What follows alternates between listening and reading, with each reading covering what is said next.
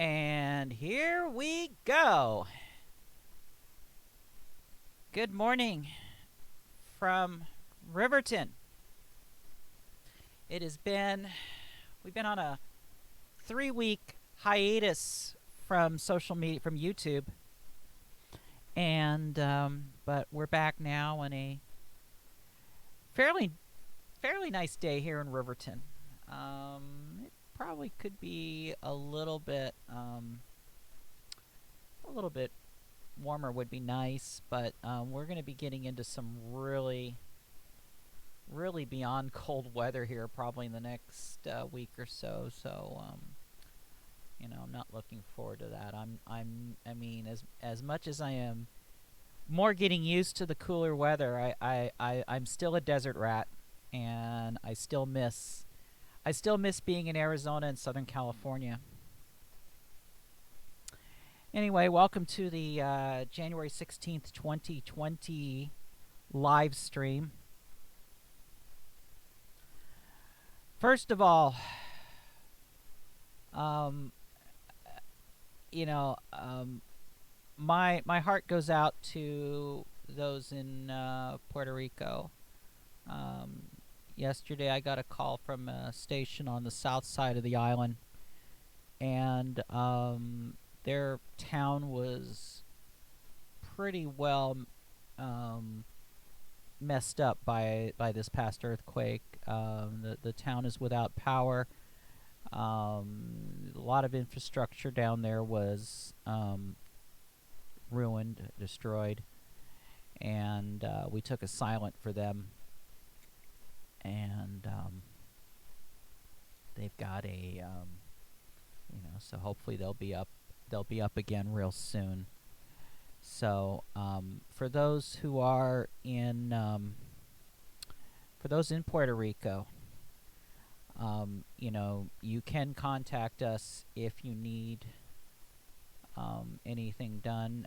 Normal REC policy is for silence if it is directly related to a major natural disaster, such as the earthquake, such as and in the past, such as Hurricane Maria. We've always had these offers out there where we'll just go ahead and do your silent for you, and you don't have to worry about it. If you want to make a donation, that's up to you. But we're not going to require any payment up front for that. That's just because we're LPFM stations. We need to stick together. And, the LPFM community, including the extended LPFM community that goes beyond those who actually run the stations, but for those who support the stations, we're all one big family. And, we look out for each other. And, this is how we pay it forward. And for those in Puerto Rico who want to contact us directly, our phone number down there is area code 787-334-3199, 787-334-3199. That is our direct line from Puerto Rico, so you can, if you ever need to call us that way, or of course you can still use 202-621-2355. or 1-844-REC-LPFM, but we do have a specific phone number for Puerto Rico. We set that up a couple years ago with the hurricanes, and it's been up there ever since. We've never taken it down. If you have any questions regarding anything we're talking about during this town hall, or if you have any questions totally unrelated, feel free to drop them in the chat right now. YouTube chat is up. We're watching it. All right. I guess we've had a bloodbath this week with iHeart. And I find it very disturbing. The direction that iHeart is going in, it's showing you that the bubble is bursting on media consolidation, and it's gotten to the point of where they're having to cut costs more and more and more, And it's showing that when you have a radio station that sounds like a streaming service, but with much more commercials, you're not doing something that is distinctive to your audience. You're not doing something that's distinctive to the streaming services. You're just doing the same thing, except the one thing is the streaming services have a skip button. You don't. You know, the iHeart stations don't.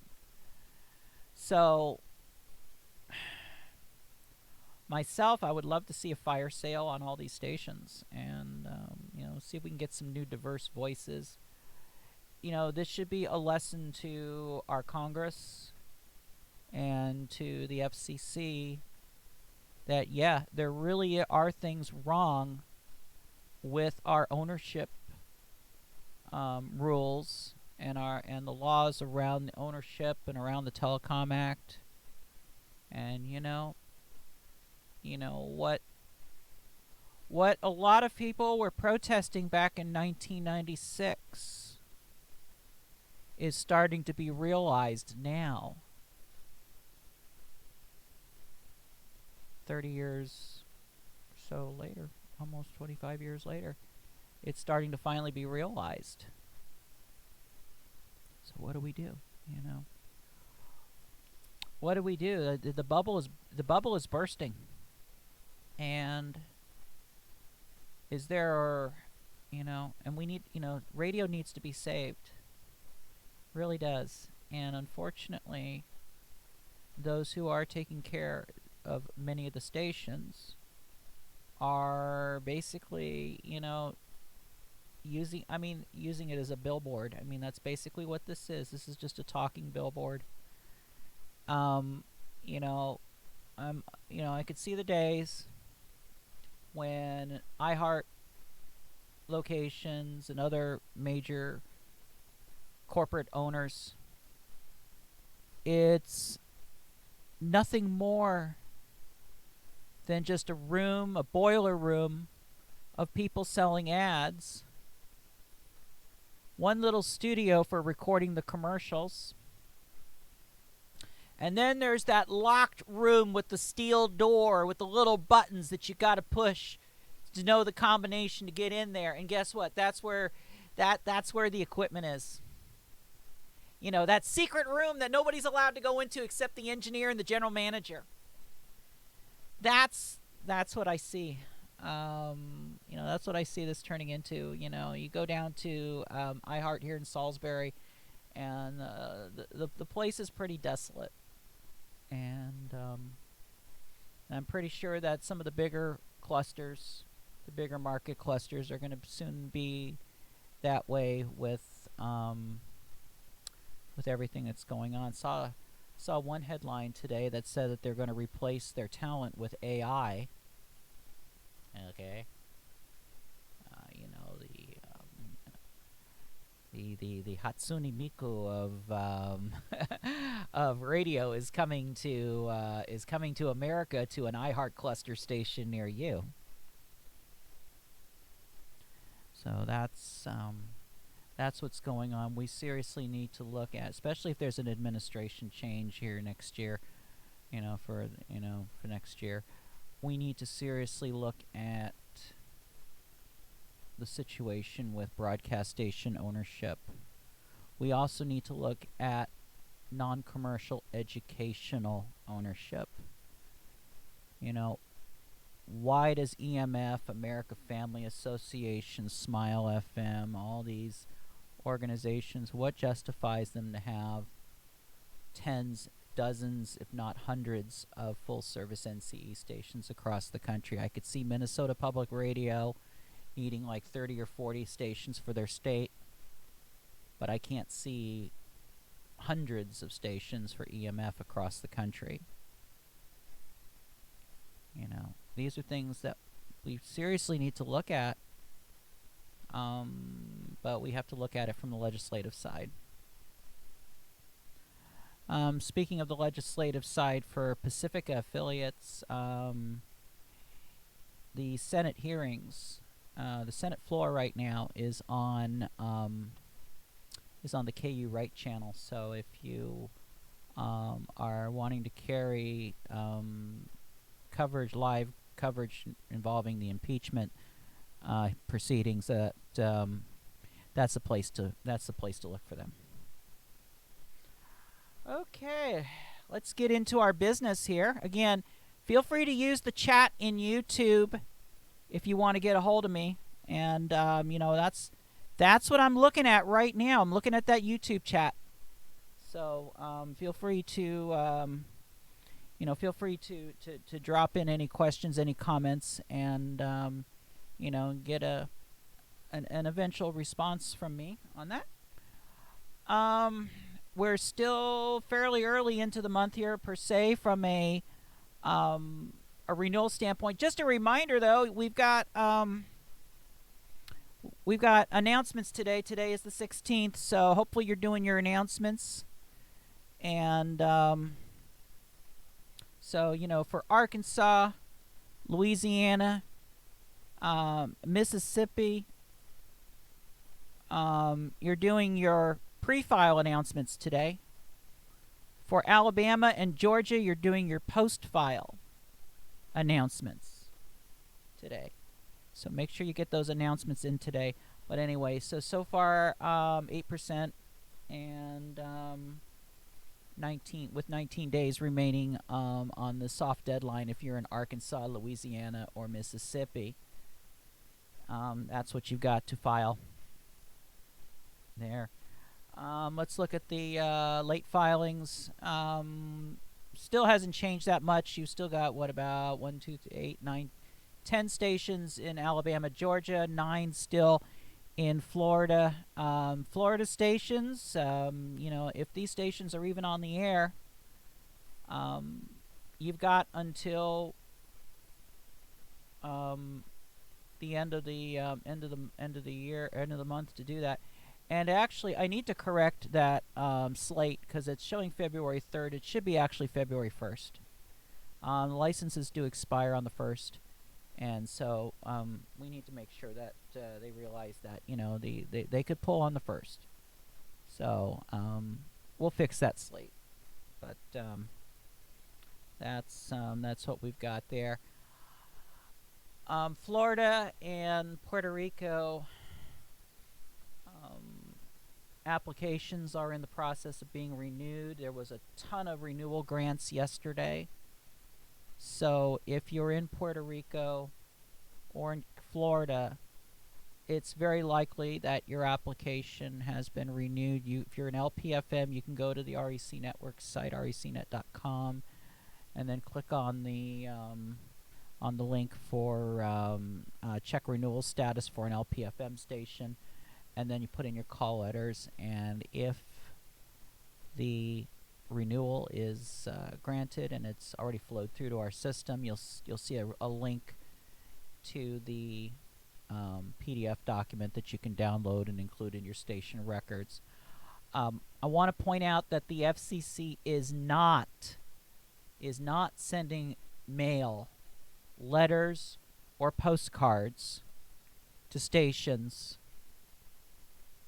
to inform them of their renewals. Do not expect a letter in the mail from the FCC to say that your license has been renewed. They claim that they're sending out emails. I have yet to see one for a renewal. So if you've gotten your renewal emails, let me know, so that way I can tell others. So that's where we're at on that. Let's go through the various dockets. A lot of rulemaking activity going on right now. This has been, I've said it before. You can knock Chairman Ajit Pai for a lot of things, okay? Especially around the net neutrality issues, the ownership issues, and stuff like that. But I'll tell you, he has kept us very busy with media proceedings. Just some updates on MB docket 19-3, which is the administrative changes. We'll call it the administrative changes. Those are all some of the various changes to LPFM rules. and to non-commercial rules. That was adopted by the FCC back on December 10th of 2019. In case you don't remember what's in there, there's a list of all the items that were in MB Docket 19-3. As of right now, it has still the final rules have not been published in the Federal Register. I don't know what the holdup is right now. I will be checking with staff here over some time, so we can get some idea on why this is being held up. And there has been no petitions for reconsideration. There's really nothing controversial in this proceeding. There really wasn't. I mean, this was, there's a lot of items, but there really wasn't anything in there that was that was over controversial. So we're still waiting for that publication in the Federal Register on that. MB Docket 19-193, that's the LPFM technical changes, the elimination of Channel 6 protection requirements. Comment period on that is closed, and I am still in the process of trying to do ex parte presentations to commission staff, trying to push for getting LP 250 back on the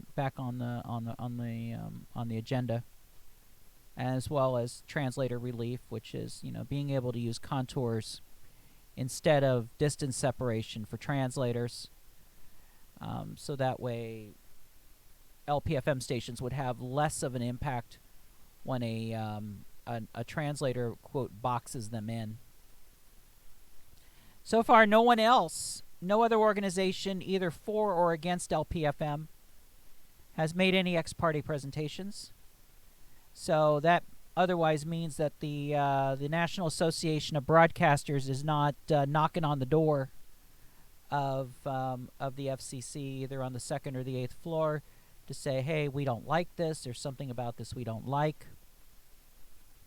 We're also not hearing, at least in this proceeding, from anybody on the Channel 6 interests, either for the Franken FM stuff, which we'll talk about here in just a moment, or from the full-service broadcasters or anybody in regards to the elimination of the FM to Channel 6 protection requirements, which would go into effect with this proceeding as of the June date for the shutdown of the remaining analog low-power TV stations.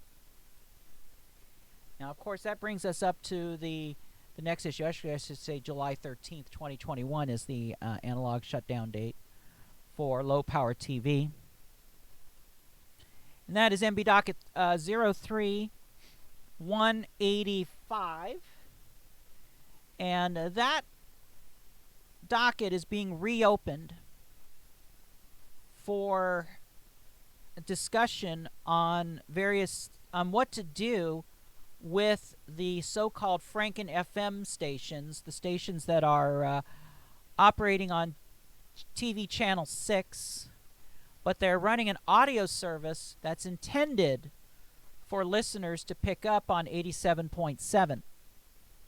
So the decisions, they're working out, okay, what's going to happen with these?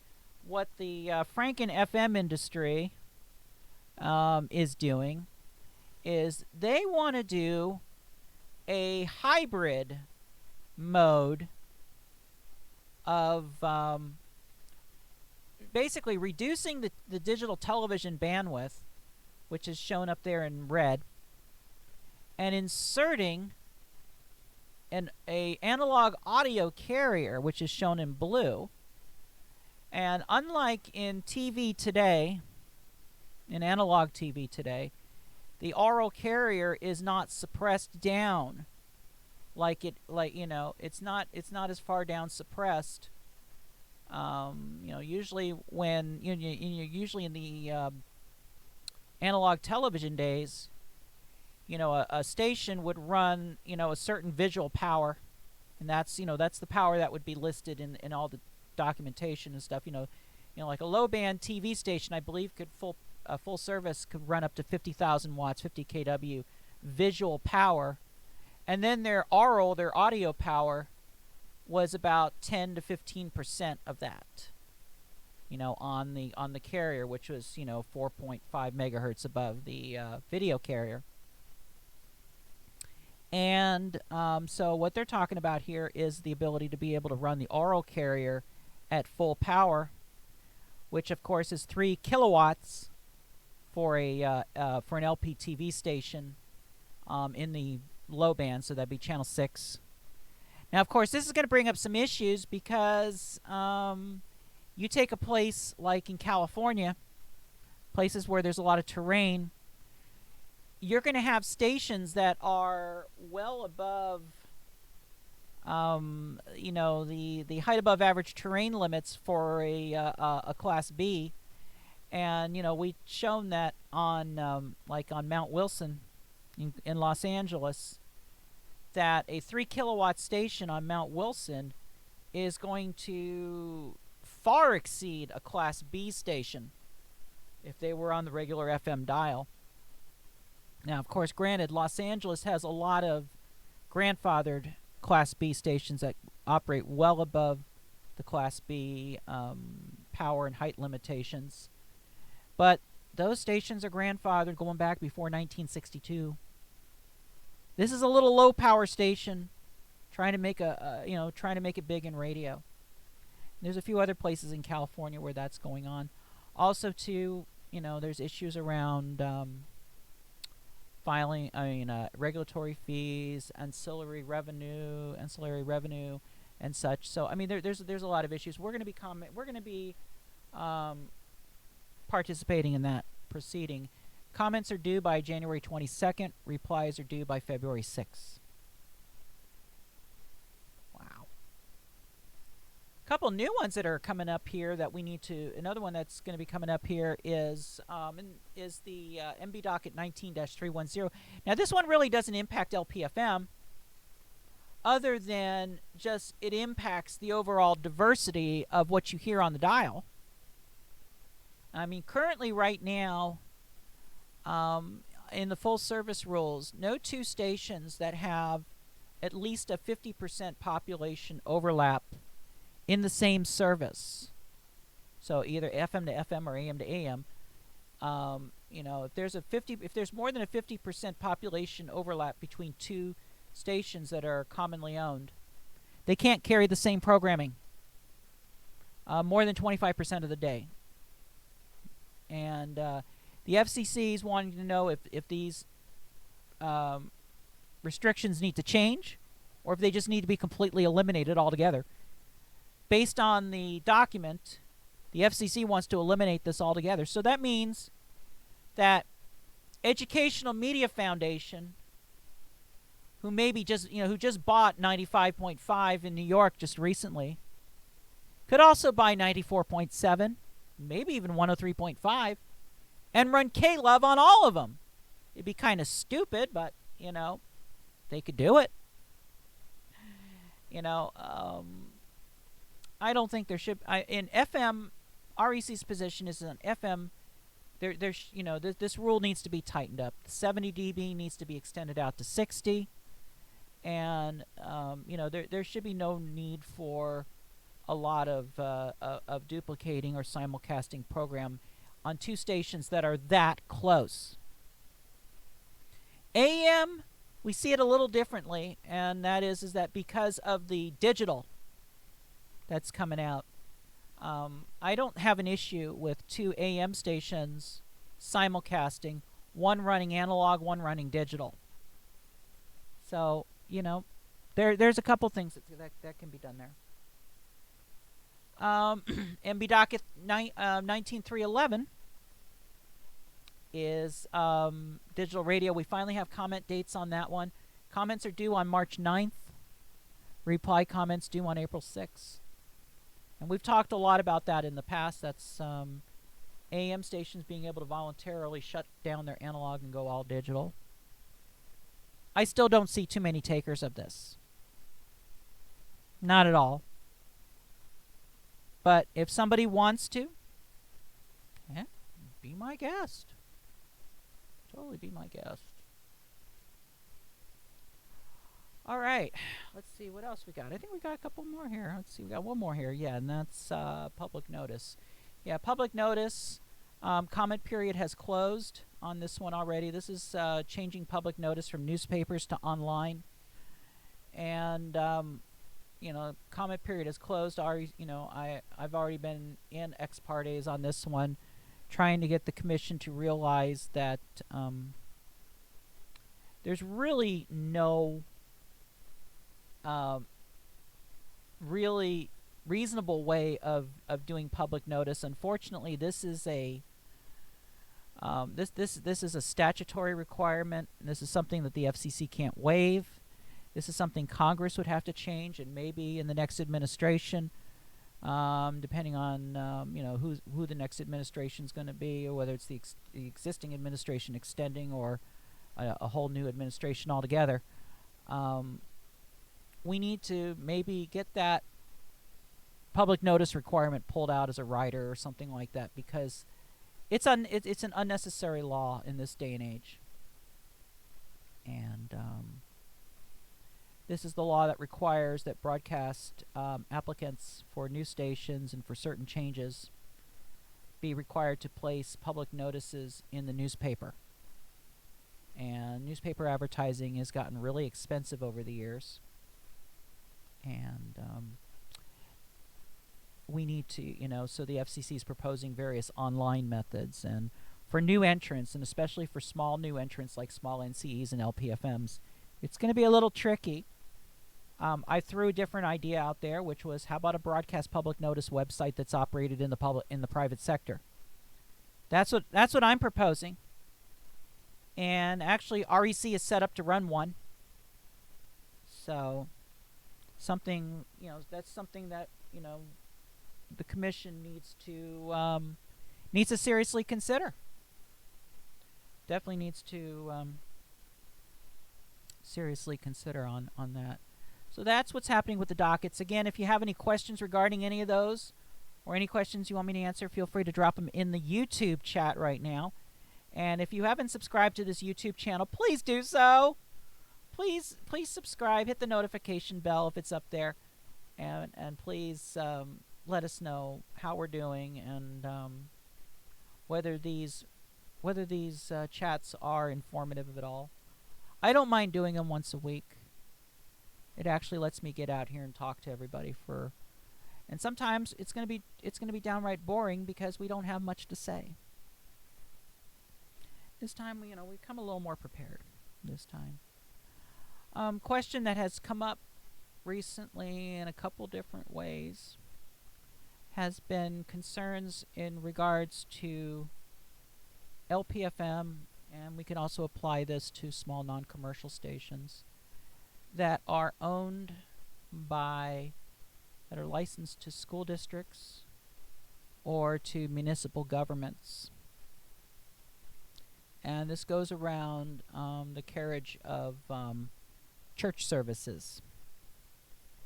And we've had two recent situations come up where one license to a school was carrying church services. A listener complained. Another one is getting requests to carry church services. They were under this impression that if somebody approaches the station to carry a program, that they were obligated to carry it. We've had that come up too recently, and so we need to address these things and such. I think the first thing that we want to make sure that everybody realizes is that the FCC does not control and has no jurisdiction over your choice of entertainment format. And yes, carrying a church service is an entertainment format.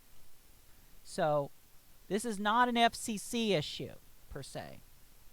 So the FCC has said it in the past, and this is from this is language. Now this language has to do with the assignment of a station, but it could also apply to a renewal. It could also apply. It has recently applied to a renewal with WETA, with the WETA case. But the question is does the FCC regulate the format? No, it's well settled commission policy. The potential changes in programming formats are not considered in reviewing an assignment application, and that's that's the C-SPAN radio case, the WDCU, now WCSP case, citing a 1976 document, as well as a appeals court case, the WNCN Listeners Guild versus FCC. So there's a lot of case law behind that. And whether your station, whether you are secular, whether you are public sector, private sector, choose to carry a religious service, there's no FCC guideline that's going to tell you that you can't do it, even if you are a public sector station, because that kind of thing is just a bit outside of the FCC's jurisdiction. Now, obviously, this does raise a constitutional issue of whether this is the whole church and state issue. The whole prayer in school issue. It's kind of like that. Like I said on one group in the past week or two, you think of if you're a public school operated station. Think of the radio station as similar to the PA system that is in the schools. That's that pipes audio from the principal's office to all the classrooms. Think of it as something like that, but instead it's piping it out to the whole community. And the radio station is the voice of the school. It's also the voice of the city if the station is owned by a municipal government. We're not going to get into this whole, but the U.S. is a Christian nation, the U.S. is this, the U.S. is that. It doesn't matter. It's, because there is an establishment issue possibly here. And again, this is an issue that is above what we in the broadcast community, this is above what I do.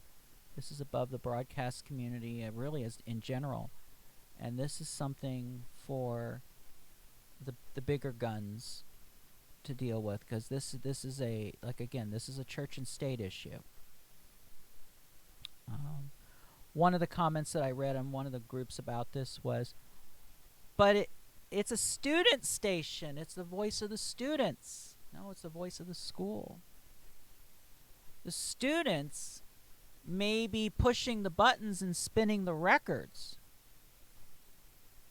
but they're not the ones that are going to the school board to get permission to run the station. They're not the ones who are filling out the requisitions for the funding. They're not the ones that carry the corporate credit cards.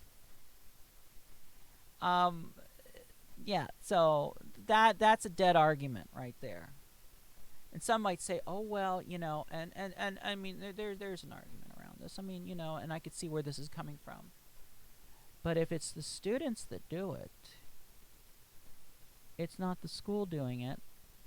And therefore, it'd be like, for example, if the students were to engage in a silent prayer before a football game, or they had a prayer group. Some have also said, what about churches that buy, that purchase space in classrooms on Sundays to hold church services? Again, that's beyond our pay grade. Really, it really is. This is something that would be best left to the city attorney for a municipal station, or to a general counsel, or an attorney representing the school districts. Because what's going to happen is you do something on your own, And then the next thing you know, you're going to have the ACLU, you're going to have other groups that are going to be coming in. Then you're going to be having other religions demanding airtime. And next thing you know, your entire Sunday is filled up with religious organizations wanting to go on the air. And then they're going to be fighting over who gets the coveted 10 to 11 a.m. spot on Sunday mornings. So, you know, these are the problems that you're going to run into. And, you know, I mean, look what happened in Alabama with the state capitol when they passed the law for, you know, that required that the 10 Commandments be placed on the Capitol grounds.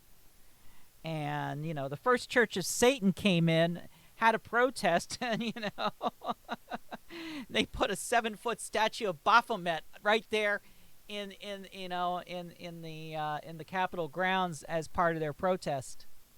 So, so where do you draw the line? Again, this is a very controversial issue.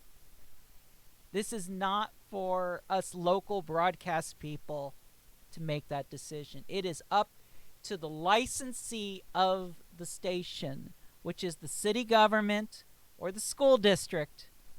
They need to go through their attorneys, their channels, their boards. They get to take responsibility for that. This is something that at the broadcast station level we shouldn't do. We should not do it. Let it go to the higher ups. Let them make the decision. Let them take the responsibility. What I worry about is that if somebody does do it and then suddenly there's legal action that's taken, you know, even if the issue gets settled, somebody's going to be out some legal fees. Somebody's going to be out some, you know, fees to pay attorneys for hours. You're going to have a school board.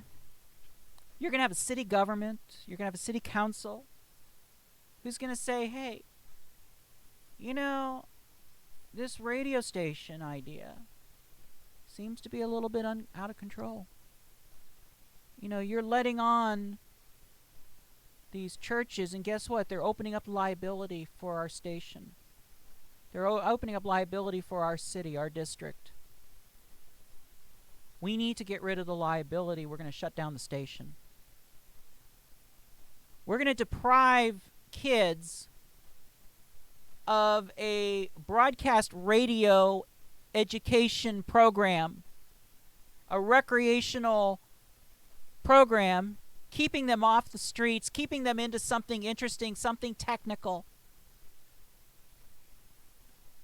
Instead of these kids going home playing video games, eating chips, or going out on the streets, and breaking windows and doing other things that juvenile delinquents do. I know I'm dating myself here.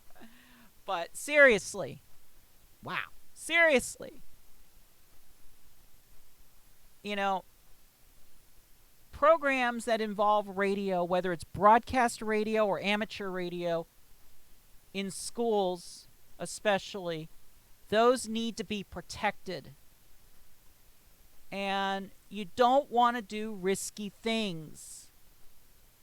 And yes, you know, bringing church and state into a student-operated station operating on a meager budget, especially in this day and age when you have school teachers that are having to use their own money to buy school supplies for the kids. You know, there's a problem here. And you know, the best thing to do is if you get the request at the front end, say, hey, nothing we can do. However, if you want, we can advance this up to our attorneys to see what can be done. That's how I'd handle it. That is how I would handle it. Any questions, any comments? Feel free to drop them in the chat. It's been pretty quiet on the chat here, so feel free to drop in with any questions. again, I'm trying not to make this a political issue, and I try to avoid. REC does not take a political position. However, we do evaluate what could happen, especially as we're in a pivotal election year. Um, but you know, I'm an analyst. I'm an analyst by nature. I've been doing analysis for decades now. My spouse thinks I'm too over analytical. And we all know what the first four letters of analytical is. Mm-hmm. I think you got that one.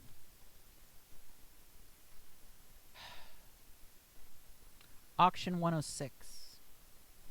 Fun times. Fun times in auction 106. There we go. This is the next opportunity to get a full service station if you are lucky to be in an area where you can get one. And it's going to be very limited on where you can get these things. There's going to be 130 construction permits scattered in various places across the country. Short forms, Form 175s, will be filed between January 29th and February 11th. The upfront payments, which we'll talk about here in just a moment, are due on March 20th. The auction begins on the 28th of April. And after you win the auction, your long form application with your facility will actually be, you'll have to file that by then. But let's see what we got here. I talked about this the other day somewhere.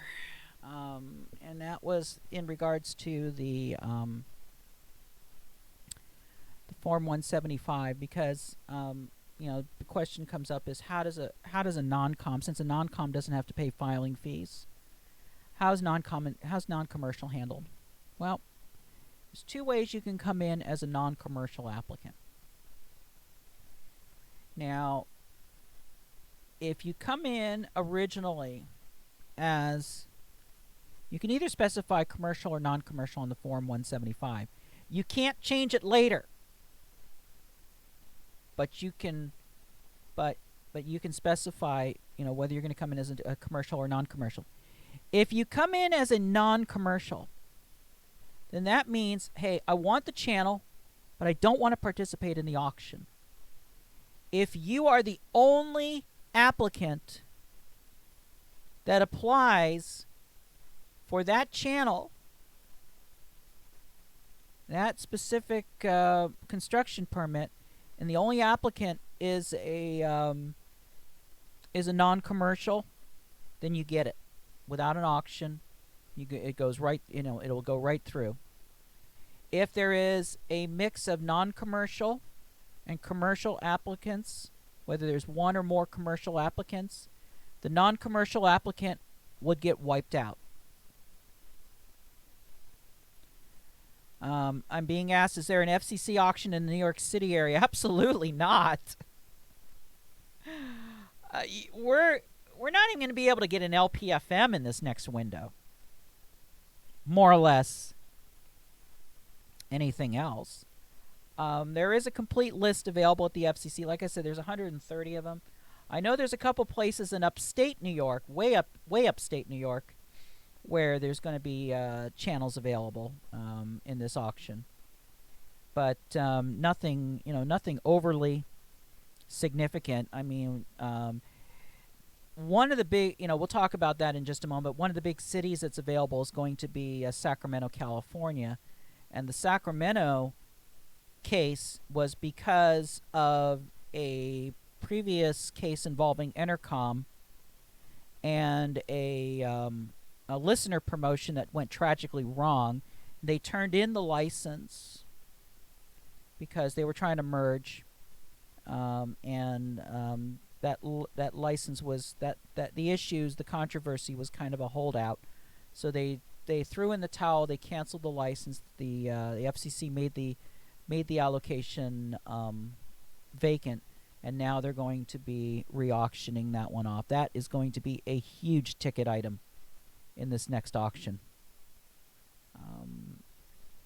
Honestly, I think EMF is going to grab it. I think EMF is going to take it, and my guess is they're going to take it for 1.8 million. I'm just going to throw a number out there. 1.8 million for the Sacramento. So anyway, back to the Form 175 stuff. So yeah, if anytime that there's a mutually exclusive applications, one is commercial, one's non-commercial. The non-commercial will always be trumped, and the commercials will take over. So if there's one or more, those will be the commercial applicants that will participate in the auction. Now, the other option that an NCE applicant can do is instead of filing as a non-commercial on the short form on 175, and you got money to spend, file as a commercial on Form 175.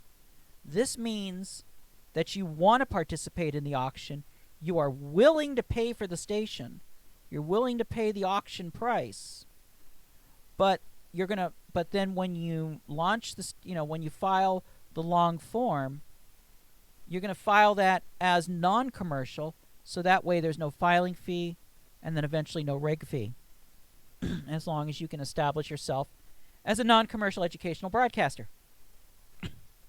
So that's pretty much the way it works. So if, let's say, and the way it works is that, every channel, every construction permit is going to have an upfront payment. And that's a number that's set up by the FCC. The FCC looks at the station size. I know I'm dropping out a little bit there. The FCC looks at the station size. They look at the population that's served, and then they determine an upfront payment. That's basically the opening bid. So if you have a very small town, and like the lowest opening bids that we've seen is like $750. A town like Essex, California, which is along the old Route 66 through California between Barstow and Needles. That basically the town is literally a ghost town, and the idea, the thought was that the station could be used for people who listen to the radio while driving on the highway, which at one time was a very lucrative business along I-15 between Barstow and Las Vegas. But now with satellite radio, with streaming, with wireless services and such, those stations are struggling because they're not the only game in town anymore. But so let's say you've got a $1,500 upfront payment that you make to bid on a station, and then you go through the auction, you go through the various bid rounds. Maybe maybe you win it at like $3,000, $3,500. If you got no other broadcast holdings, you could get a bidder's credit, so that $3,000 would be cut down a little bit. But still, you bought this. You even as a non-commercial, you still paid for the station. You still paid for the construction permit, but that's all you're going to pay, because you won't be paying a filing fee for the long form 301 application, nor will you be paying a annual regulatory fees if you go in as non-commercial. But you'll have to stick with the non-commercial stuff. So that's what we've got there. Now, again, I've got to stress that only the communities that are shown in the auction notice are available. No new communities can be added. I'm getting a lot of questions about this.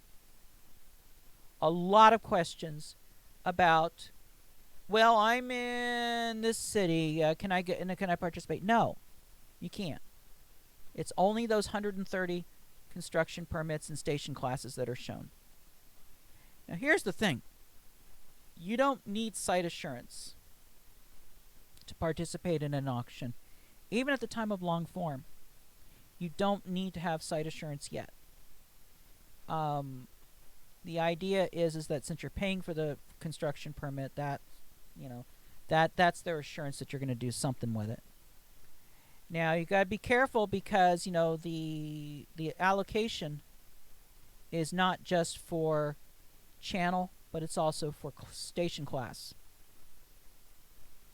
Now, there are some complicated ways you can switch things around and switch cities around and such. And if you do that, you want to do that before you build the station, because the FCC has different rules regarding that. But the proposed long-form facility must meet the distance separation requirements for full-service stations, or the combination of distance and contour with the 73-215, the actual physical facility. And this is the important thing for these allocations, is that the entire 70 dB city grade contour of the actual physical facility that is built must completely cover the city of license. And that's the other key thing. So, these are the things you got to take into consideration when you're looking at these things, because I'm getting people saying, can we move it closer to a major city? Can we rim shot it and such? Again, more complicated rules come in. Things get super complicated if you're trying to move a commercial station into or near into a urbanized area. Very complicated. We're not going to discuss it here. It's way too complicated. All right, let's see. Do we have anything? Oh yeah, here are the big ticket items. These are the big ones for the upcoming auction. We talked about Sacramento already. So basically, rim shots off of Grand Junction, Savannah, Georgia, Burlington, Vermont. That's the upstate New York ones I was talking about. Denton, Texas. Rim shot of Denton. You'll probably not hear it too well in Dallas, but at least in the north part of Dallas where Denton is, you'll have a rim shot there. Another one that I believe was a license cancellation was Fort Walton Beach. So Fort Walton Beach, Florida, there's a good opportunity there. $60,000 if you want to do that. That's a considerable city when you compare it with these other cities. Dunkerton, Iowa, which is basically halfway between Waterloo and Cedar Falls, and that outside of that, it's rim shotting that. And then you got Big Lake, Texas, which is a rim shot. It's a C1, so it's going to have some considerable coverage, but it's a rim shot off of Midland, Odessa, and San Angelo. So these are the lovely things that we do here, and we have fun doing it. Anyway, if you have any questions, feel free to dump them in the chat right now. Right now is question time, because we're going to get to the last agenda item. All right, and that's the upcoming January meeting. And yes, it is a very boring one. Hardly anything to deal with on this one. So we're not going to get into too much detail on this, but because there's really not much to there's really not much to talk about on this one.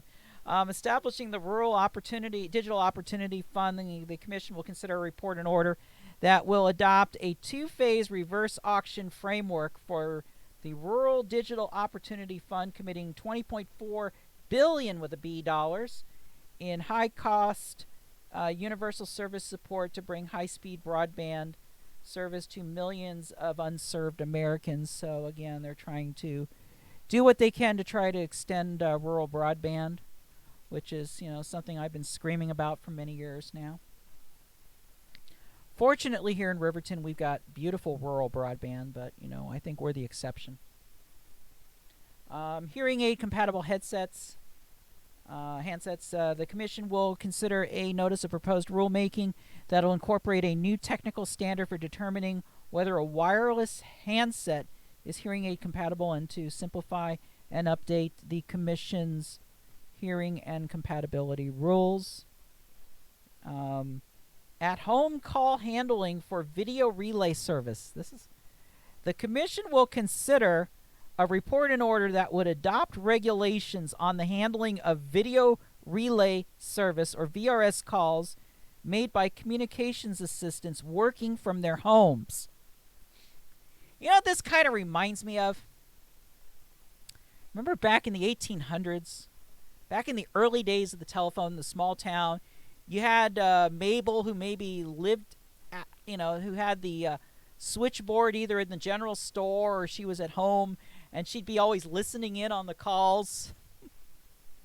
I don't know. Something about that just kind of reminds me of that. Finally, electronic delivery of notices to broadcast television stations. The Commission will consider a report in order that would modernize certain cable and satellite television provider notices provisions in Part 76 of the FCC rules by requiring certain notices to be delivered to broadcasters by email instead of on paper. Again, that is an internal, non-consumer affecting issue, and that involves television broadcasters and cable companies, MVPDs.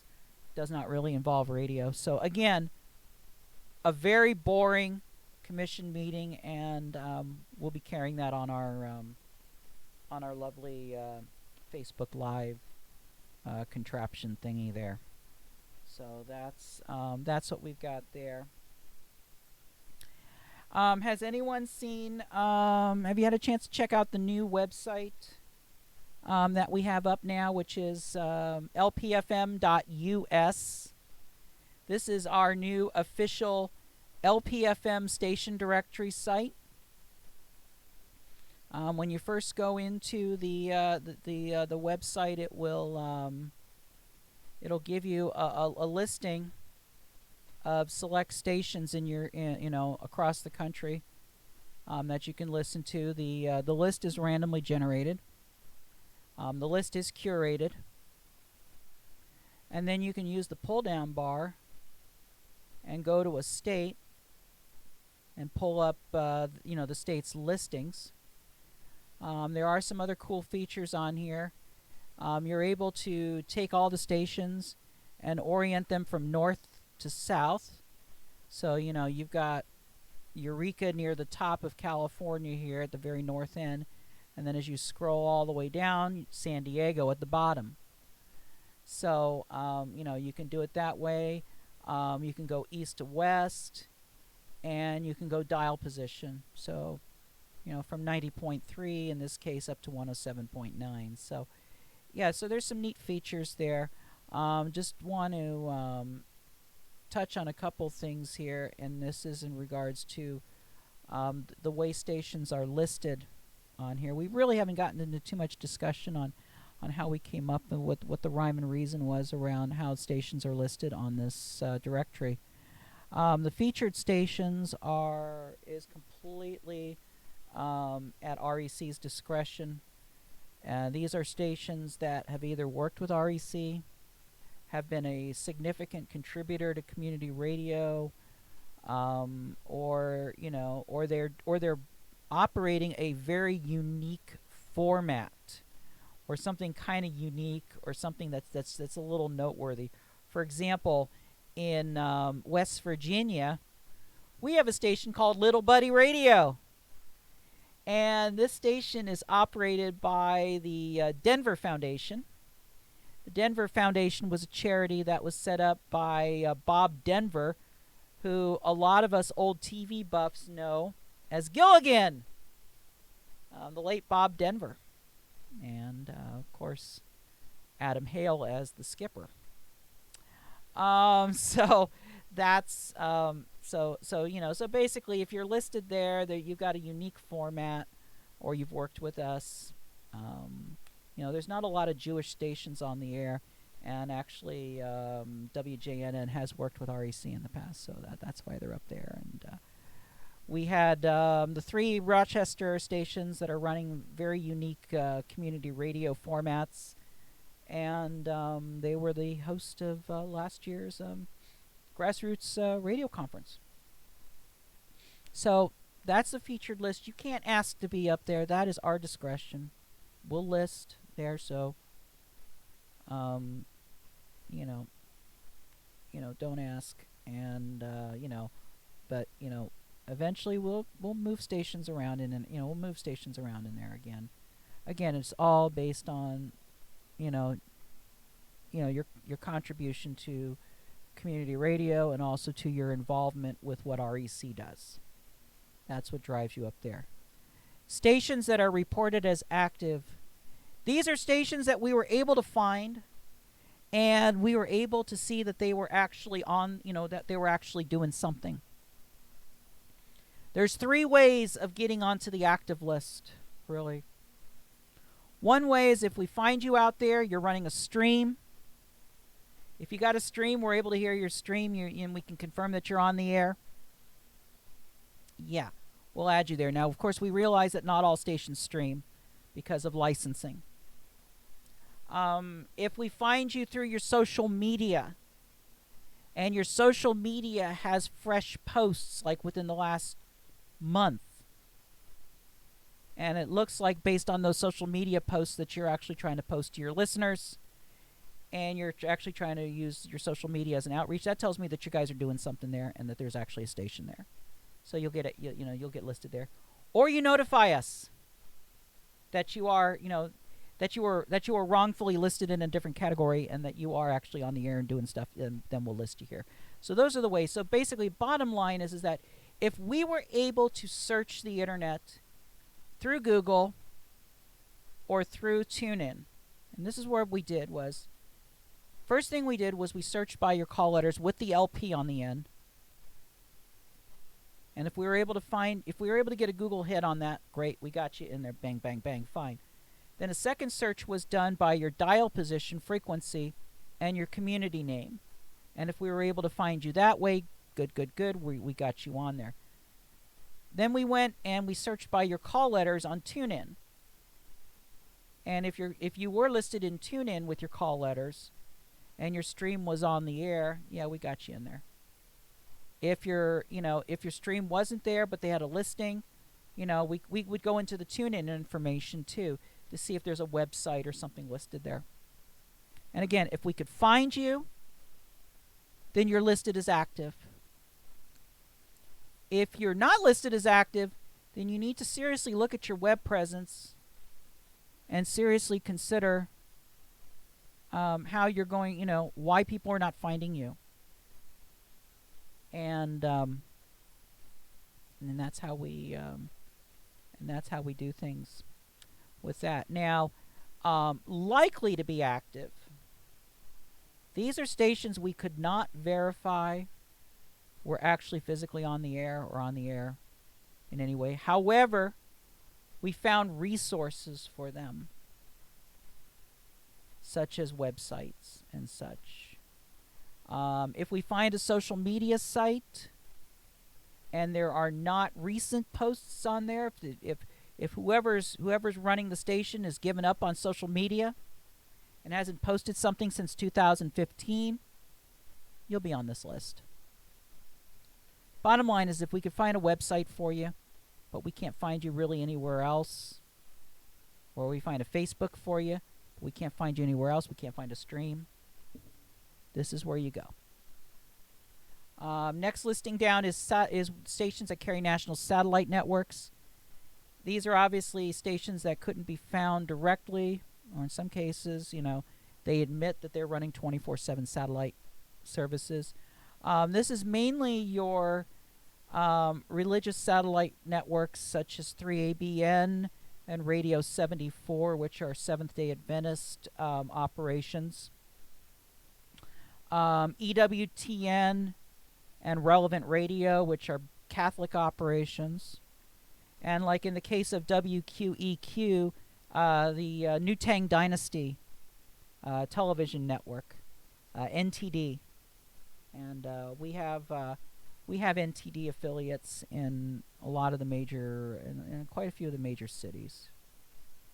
And so, like for some of them, like EWTN, we'll show the logo there. We still got to put the logos in for Relevant, but we'll put those, in there. Limited information. These are stations that are in the database, but we couldn't find these stations anywhere. We could not find any information on these stations whatsoever on the internet. if you're on this list, you seriously need to look at your web presence. And there's a lot of stations out there with some very outdated websites and such. And those are the things that that need to be looked at. Now, question has come up here. Is it easy to edit the information? It's very easy for me to edit the information. I've got a back end tool that allows me to go in and go right through. I mean, I was able to bang out 2,700 of these through the back end tool in a 3-week period. So all I need, what I see on my side is I see an internal screen that looks like, kind of looks like my normal, I have REC has a complete back end system, has complete back end capabilities, maybe about half to twice as much content on the backside through all these different tools that I use for maintaining things. And so we do have a backroom tool for LPFM.ws. All I have to do is just bring up the station record, do a little bit of editing, hit the button, and bang, it's instantly updated. And if I have to upload a logo, I just upload the logo, bang, it's there. So it's pretty simple. Now for the stations themselves, so let's take Rochester Free Radio here. Now when you click on what I did here was I go back here. I clicked on the logo, and you'll see that the little thing highlights and says detailed information. So you click on the logo, and now that you've got here is you've got the station information, call letters, city of community of license, the the name of the slogan of the station if there is one. On the left, we've got the infamous REC contour map. We have it zoomed out quite a bit so you could see just in reference to where other cities are, where it's actually located. If you want to zoom in and actually look at the 60 dB and actually look at the coverage, you can do that. So that capability is there. If you want to see where in the country it is, bang, there it is. So feel free to use that. There is no option on this to use a Google map. We're just going to use OpenStreetMap for this because, again, this is just a demonstration, just a show. So now, of course, you can click on the facility ID, and then guess what? You get an FCC data. And then in FCC data, then you can, if you've got the Google API set in FCC data, then you'll be able to view a Google map that way. And there is a Google function there. I don't know if everybody knows about this, but we're kind of keeping this quiet because we really don't want Google to catch wind of this. But if you click on Google API in the upper left-hand portion, and you have an API key from Google, and we kind of show you how to do it on the page, you can actually get the better maps. It's the only way we can do that. Otherwise, we're going to have to pay through the nose if we're actually doing the maps ourselves, and we just can't afford that. Links to the station's website right there. Links to their Facebook, their Twitter, their TuneIn. Now here's the question at the bottom that we're going to answer is how do you is there a way for a station to change their information? Yeah, all you have to do is just click on Notify REC of changes in the data. It'll take you to our lovely, once it comes up here, contact page. You just go ahead and fill it out, prove that you're not a robot, and send us the information. And like I said, I can go in very easily and change that. That's pretty easy data. The data points that are there are pretty easy to change on the fly. The database does manage a few things. There are a couple errors in the database, the way it's handling the database. There's a couple frequencies that are wrong on there, but overall, the rest of the information is managed through the database. So whatever's in CDBS, whatever is in LMS, that will go there. Okay. What do you think about the Radio Cantico bankruptcy which owns WLIXLP and other stations. Well,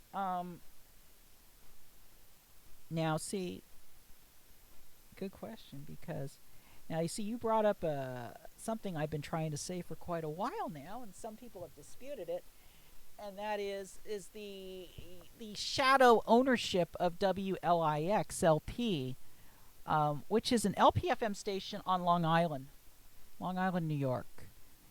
And they were originally operated by a couple folks, I believe. Was it from WBLI, or was it from WGBP, or what's the other station out there? The other one out there, not dang, the one that's WLNG. Remember the old WLNG with the Pam's jingles and Long Island's, you know. I mean, just back when radio was good.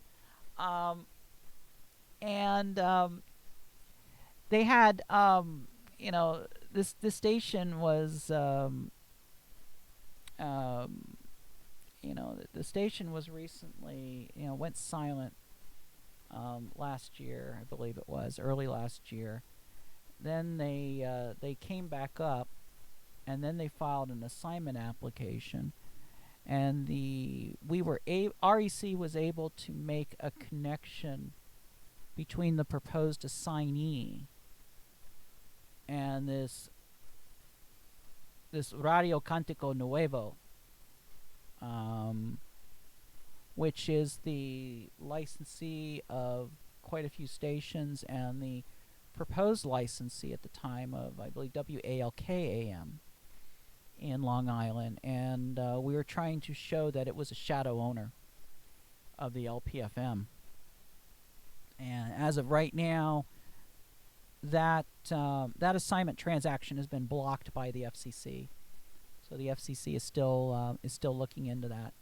And the applicants have given us no reason to let this one, to let this one up. I mean, this is not a this is a case. This is a true case of shadow ownership, and and it's not acceptable. Right now, one of the issues that we had during the last 3 weeks, I've been working on going through hundreds, thousands of LPFM stations. I would listen to a lot of streams. I heard some very terrifying programming. Specifically, I ran into one of the Christian stations in South Carolina, and they had a call-in show. And this woman had called in and said that in her family, there's 3 married relationships involving first cousins, and the third one was coming to a tragic end.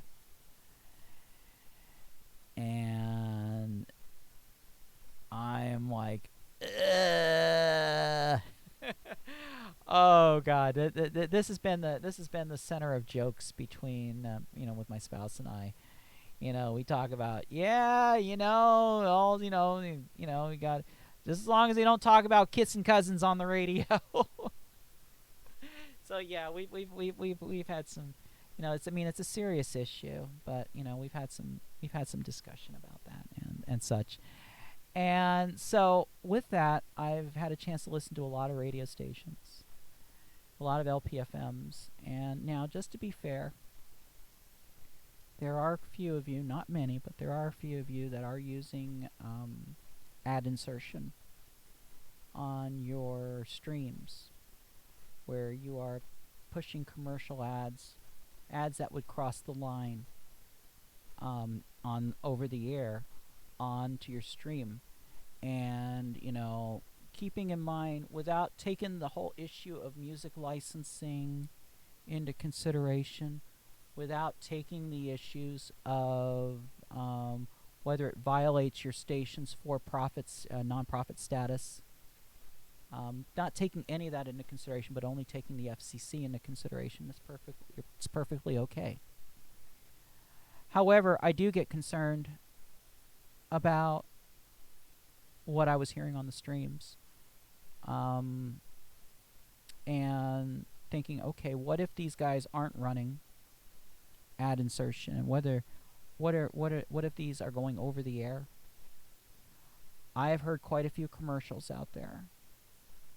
You know, if let's assume for a moment that there was no ad insertion involved and these did go over the air. There are a lot of commercials out there on LPFM right now. It is a cancer. It really is a cancer.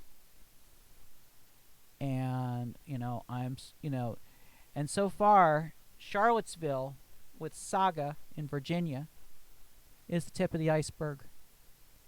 There's a lot more down there. What I'm surprised about was that nobody complained in Florida. None of the big stations complained in Florida. But again, when you've got iHeart that doesn't even know what they're doing and they're firing people left and right and they don't have feet on the ground in these local communities, they could give a rat's ass about a measly 100-watt LPFM or 2 or 3 of them that are networked together like they are in Florida.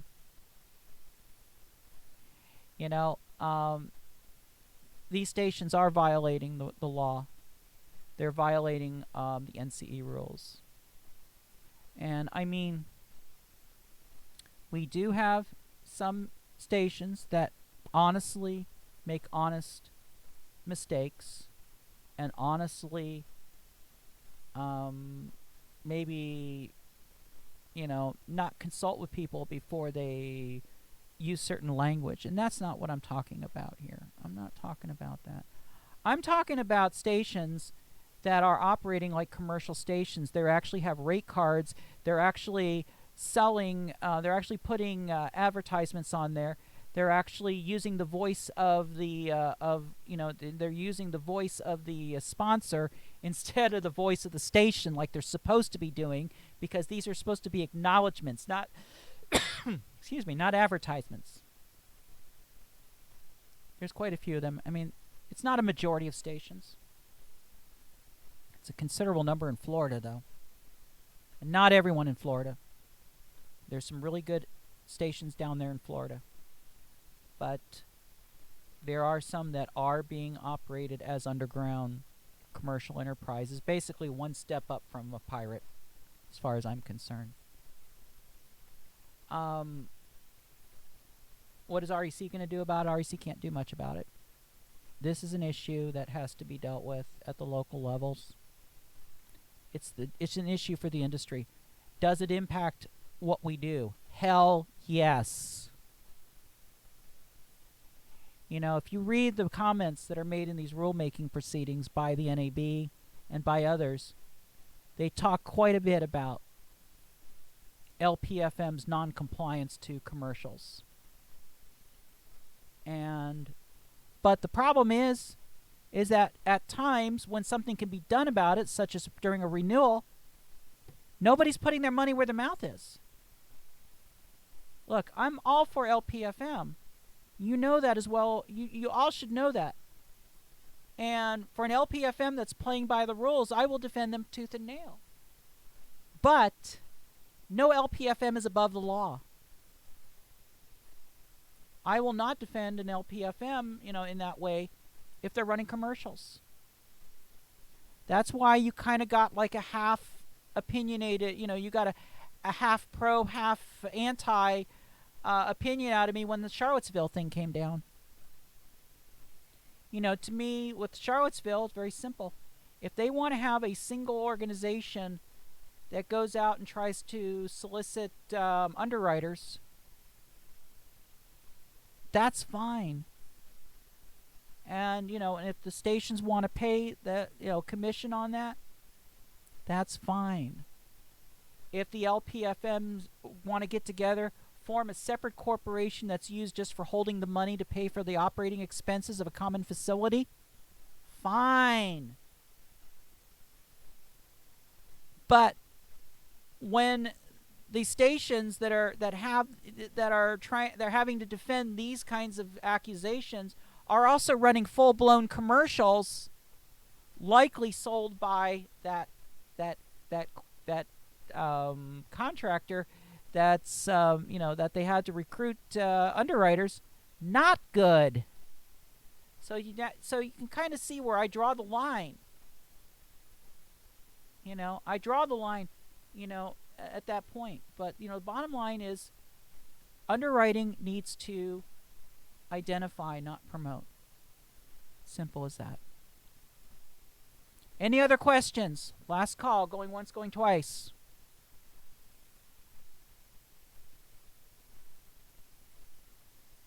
While we're waiting for that, we'll be back here again. Should be back here. Actually, we may be here next Thursday. I may have to cancel out next Thursday. But it'll all depend, too, on anything that's going on, if there's been any activity. I mean, by next Thursday, we'll be past a comment deadline for the Franken FM and for the duplication issues. And I mean, if there's something earth-shattering that comes out of that, yeah, we could talk about it next week. Otherwise, we may skip next week, and we'll be back. Brock says, thanks for creating the new LPFM directory site. You're more than welcome. We needed something like this because, the major streamers and stuff like that, they have a nice website where people can go, they see the logos for the stations, and then they can click on it and such. We didn't have anything like that for LPFM. And, LPFM needs to be represented. And, obviously we're highlighting the stations that need to be, Keep in mind, this is also an advocacy tool.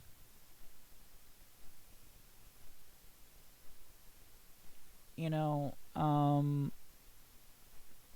advocacy tool that's used to let our lawmakers, the commission, and them know that there are a lot of good LPFM stations out there. Because, sometimes they're being fed information that, LPFM is just is just a bunch of kids playing with radios, a bunch of people breaking the law, a bunch of people running commercials, a bunch of left-wing gibberish. I mean, I'm hearing it all out there. And,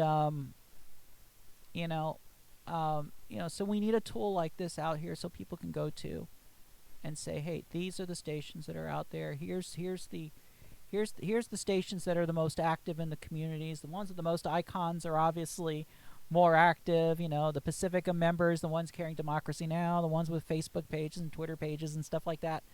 The ones that are on TuneIn. Now, of course, TuneIn's not adding anybody, and that's something we're going to need to talk to TuneIn about because we're going to have, we're having 3 filing windows coming up early with Auction 106 with NCE and with LPFM. There's going to be a bunch of new stations that'll be coming soon.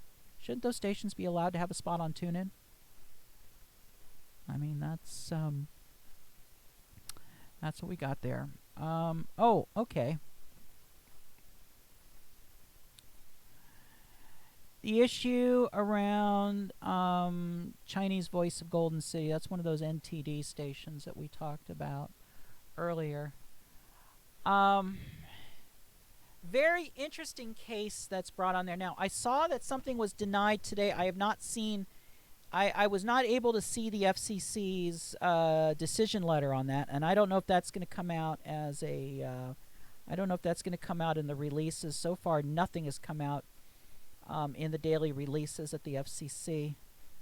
But I have not seen the FCC's final decision letter on this. This was an issue where an LPFM station was operating from coordinates that were different than those that were specified on the construction permit. They were off by about a couple hundred feet. What they had done was they had requested a modification of license, which is basically the equivalent of a 319 in the old days, to have their coordinates corrected.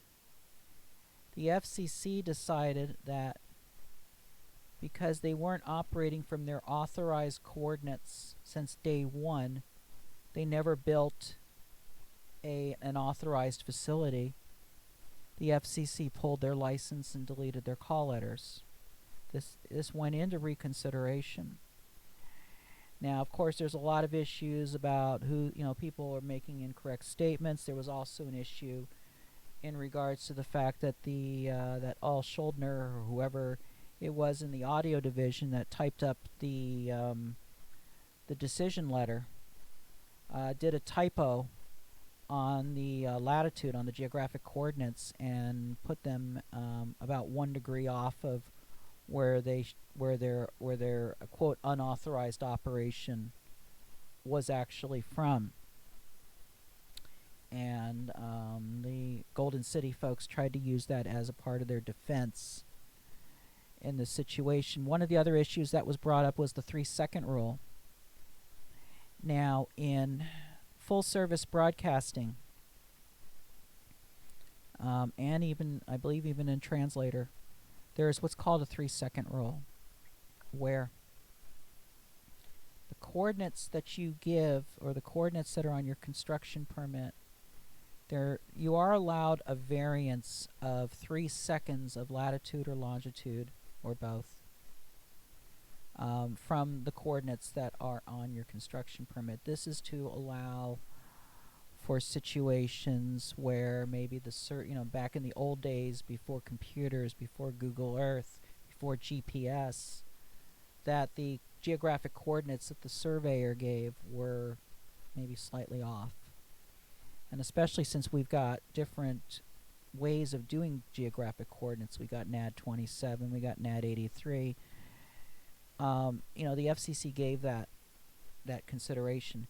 Now, of course, with LPFM being created in 2000, being created in a time when we were already on GPS, we had electronic mapping and such, the FCC decided not to carry that rule over into LPFM and include that rule, or include it as a piece of the rule. Keep in mind that this is one of many rules that the FCC did not carry over from the full broadcast rules in order, quote, to keep things simple.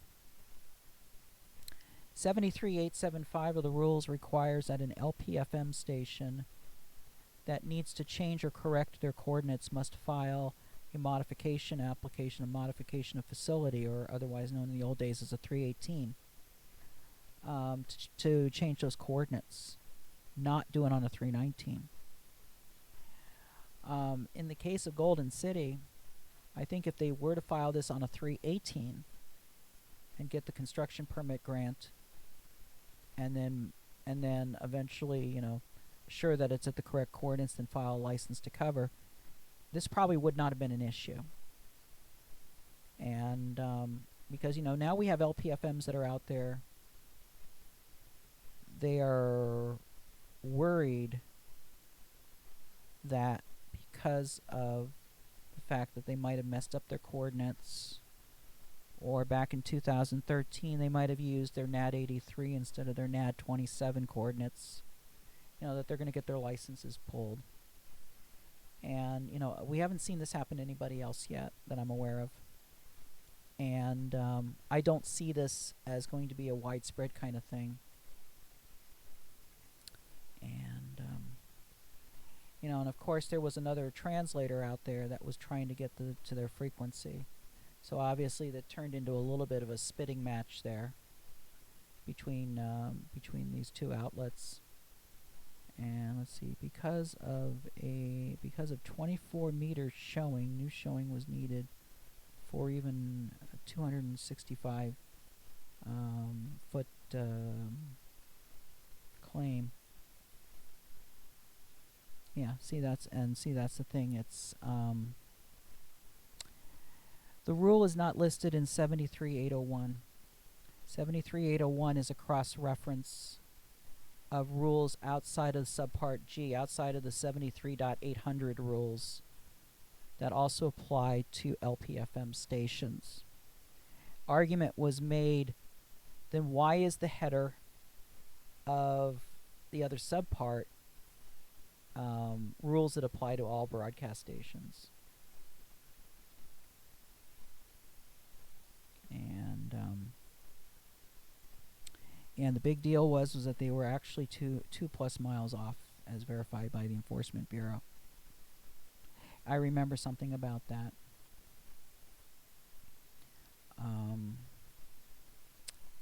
And again, that's a very, that whole proceeding has been very complex. And but bottom line, you don't lie to the FCC. That's the key thing. Just whatever you do, don't lie to the FCC, especially on a notice, especially on a letter of inquiry. Because that's how you're going to get yourself into trouble. And on the NTD stations, myself and a couple others were very successful in Northern California on getting one of the licenses pulled, because the station was constructed about 3.5-4 miles away from the authorized location. And it was way off. And they were trying to file, at the time, this is the funny part, was they were trying to file a reconsideration. And a reconsideration, they claimed that the person that normally does who normally handles some of the stuff, was out on vacation in Hawaii at the time, something like that. But anyway, we were able to get that one stopped. They tried to go to reconsideration. Of course, I brought up the issue of shadow ownership with the New Tang Dynasty, Falun Gong. And of course, I was then called anti-Asian, Chinaphobic. I was called all kinds of stuff. And of course, I filed in a reply on that one. And I said, I kind of find it funny that REC Networks, which for the past, which since the year 2000 and even before that, was operating multiple streams of Japanese language music over the internet, is being labeled as anti-Asian. I had a little bit of a laugh with that one. But yeah, again, I have not seen the decision letter yet. But bottom line is that 73801 has some problems with it. And, there are some issues. Because some things were left out. The whole public notice issue. And why we had that whole brouhaha last May. Suddenly deciding, hey, LPFMs need to do public notices for the renewals. But guess what? We have no rules to tell you how to do it. Because the rules don't apply to LPFM because it's not in 73801. And if they did, you're all in violation because you didn't put ads in the newspaper back in 2013. So this is why the public notice issue has been a hot item with me. And why we're trying to make sure that LPFM gets a fair shake out of it. The other one that's not in there is silent status. If you look at our rule in subpart G for operating schedule, you'll notice that there's no rule in there about operating silent, about being silent and having to go and file for, after 10 days filing silent notification, then after 30 asking for an STA if it's going to go for more than 30 days. You don't have that with LPFM per se. Although LPFM by culture is following it in most cases. But if they're backed up against the wall, I will argue that the rule that LPFM doesn't have a rule for this, because A, there's nothing cross-referenced in 73801, and our operating schedule rule has no mention of that. I have brought this up to staff face to face. I've told staff there is no silent station rule for LPFM. So, these are the items that are missing from the rules. And, the other one is the 3-second rule. And the 3-second rule does not apply to LPFM. It should, but it doesn't. The only rule, like I said, that applies is 73875, which basically says that on a licensed facility, any change in geographic coordinates, any change, even quote a different tower at the same property, requires a CP, requires a construction permit, requires an old 318, a new modification of facility application to be filed.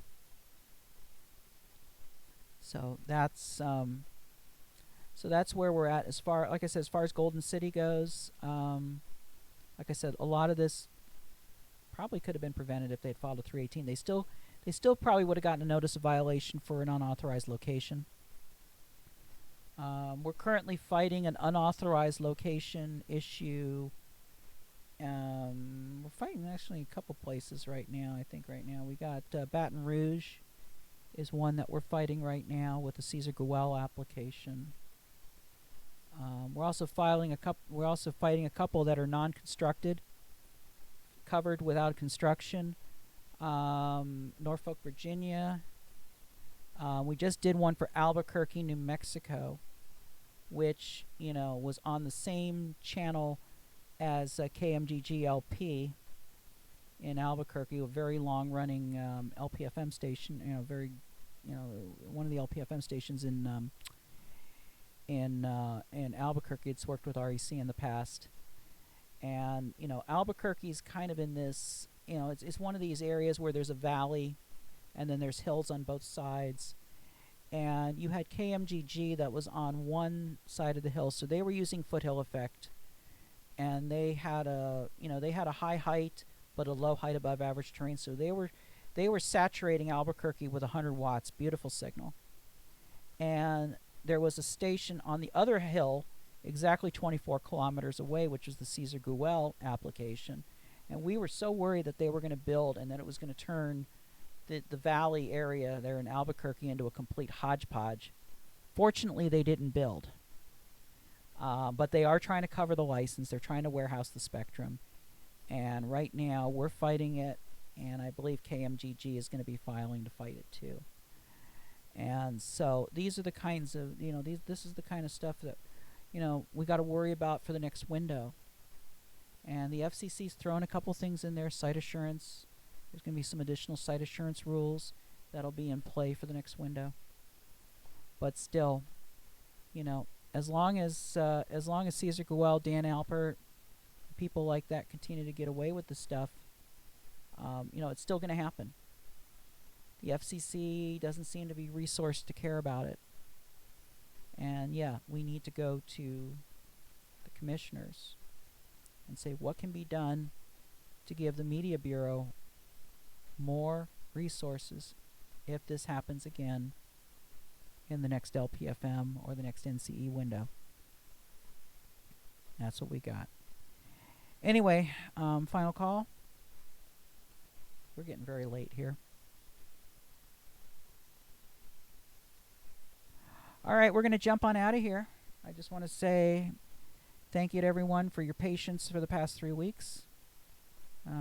Like I said, we may not have one of these next week. But let's see what's going on. If you've got any questions, think about them. If you've got any instant needs, please give us a call right there, 1-844-REC-LPFM, and we'll take good care of you. All right, until then, good day from Riverton.